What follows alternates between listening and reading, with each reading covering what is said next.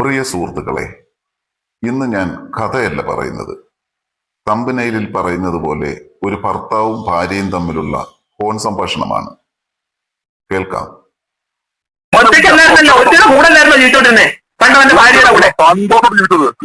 സന്തോഷം അവന് കിട്ടിക്കോളും. ആ സന്തോഷത്തിന് താമസിയാതെ കിട്ടിക്കോളും ദൈവത്തിന്റെ കയ്യിൽ നിന്ന് നല്ല പൊട്ട്. ഇപ്പൊ ഭയങ്കര സന്തോഷം ഉണ്ടല്ലോ. ഒരാളുടെ കൂടില്ല. ഈ സന്തോഷത്തിന് കിട്ടിക്കോളും, ദൈവത്തിന്റെ കയ്യിൽ നിന്ന് കിട്ടിക്കോളും. എന്റെ കൂടെ ആരുമില്ല. ഒറ്റയ്ക്ക് ജീവിക്കുന്നത് ഒരാള് ഒരു ഭർത്താവ് ഭാര്യ.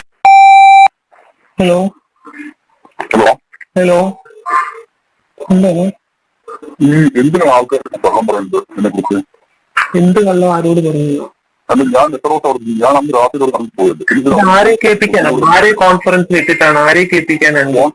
കോൺഫറൻസ് ആണെങ്കിൽ എന്നെ വിളിച്ചാൽ കോൺഫറൻസ് ഉണ്ട്. അത്ര ബുദ്ധി ഇല്ലാത്ത ആളൊന്നുണ്ട്. എല്ലാ ബുദ്ധി ഉണ്ടല്ലോ.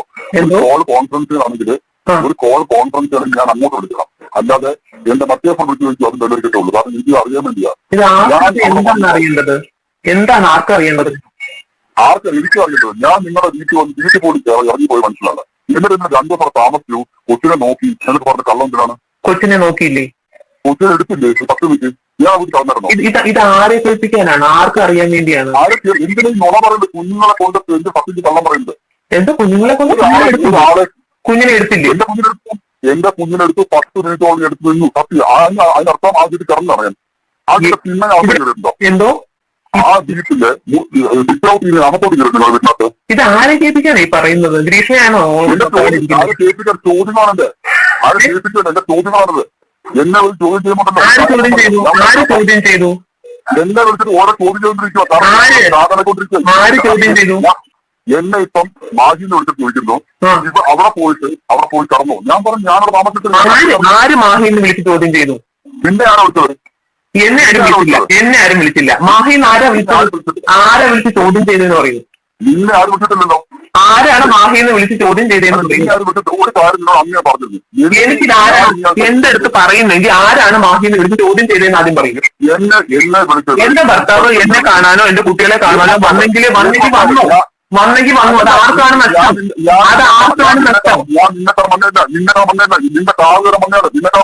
ആരെ കാണാൻ വന്നാലും വന്നില്ലെങ്കിൽ ആർക്കാണ് നഷ്ടം? ആർക്കാണ് അറിയേണ്ടത്? നിന്നോട് ഞാൻ പറഞ്ഞിരുന്നു. നിന്റെ വീട്ടിലെ ഇങ്ങനെ വരില്ലെന്ന് പറഞ്ഞിരുന്നു. ഇല്ലാത്ത നേരിൽ പറയുക.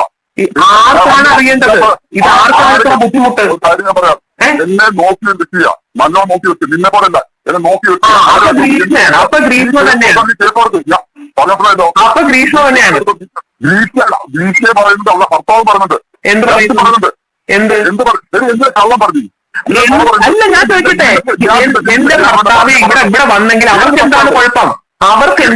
എനിക്ക് അതാണ് അറിയേണ്ടത്. എനിക്ക് ഒരുപാട് ഭർത്താക്കന്മാരൊന്നുമില്ല.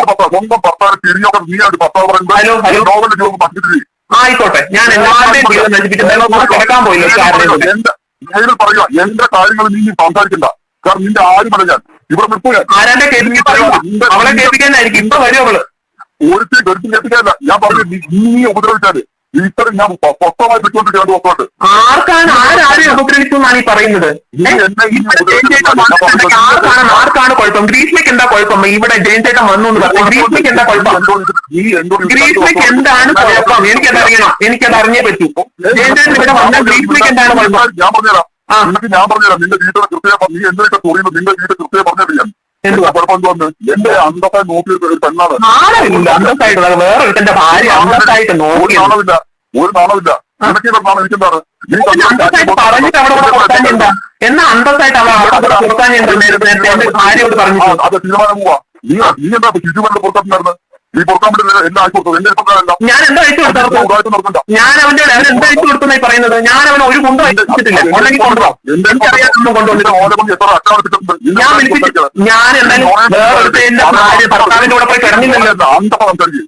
എനിക്ക് അന്തസ്സുണ്ട്. അന്തസ്സുള്ളത് കൊണ്ട് തന്നെയാണ് പറഞ്ഞത്.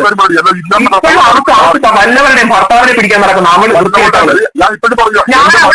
ഞാൻ അവിടെ പേര് വനിതാ കമ്മീഷന് കേസ് കൊടുക്കാൻ പോവാ. എന്റെ ഭർത്താവിനെ നീ കൊടുത്താലും ഞാനാ നിൽക്കുന്നത്. എനിക്ക് പറയാൻ പറ്റും. ഞാനാ നിൽക്കുന്നത്. നീ എന്തുകൊണ്ട് ഞാൻ നിൽക്കുക? എനിക്ക്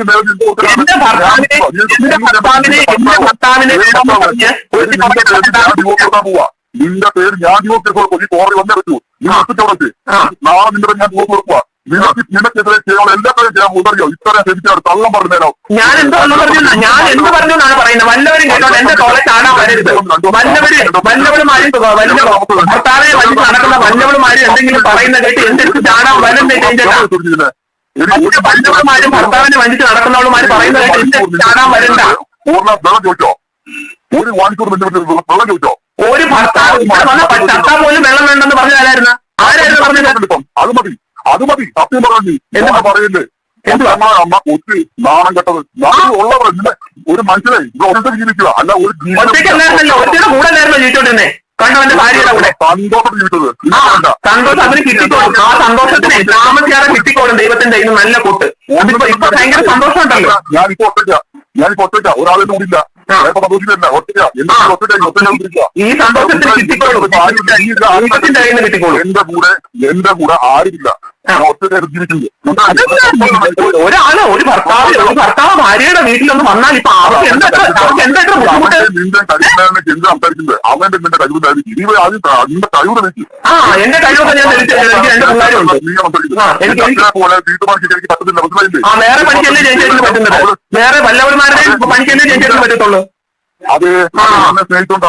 സ്നേഹിച്ച് ഭയങ്കര സ്നേഹം. കണ്ടവന്റെ ഭാര്യയുടെ കൂടെ കിടന്ന് അവർക്ക് ചെയ്യുന്നതാണ്. അതിന് വേറെ പേരാ ചേട്ടാ പറയുന്നത്. എനിക്ക് വേണം എന്റെ ഭർത്താവിന്റെ കാര്യം എനിക്ക് അറിയേണ്ട ആവശ്യമുണ്ട്. എവിടെ പോയാലും ഞാൻ ഒരു പേപ്പർ നിന്ന് അയച്ചു കഴിഞ്ഞാൽ അവിടെ തീർന്ന കാര്യങ്ങള് അവിടെ തീരത്തില്ല ചേട്ടാ കാര്യങ്ങൾ.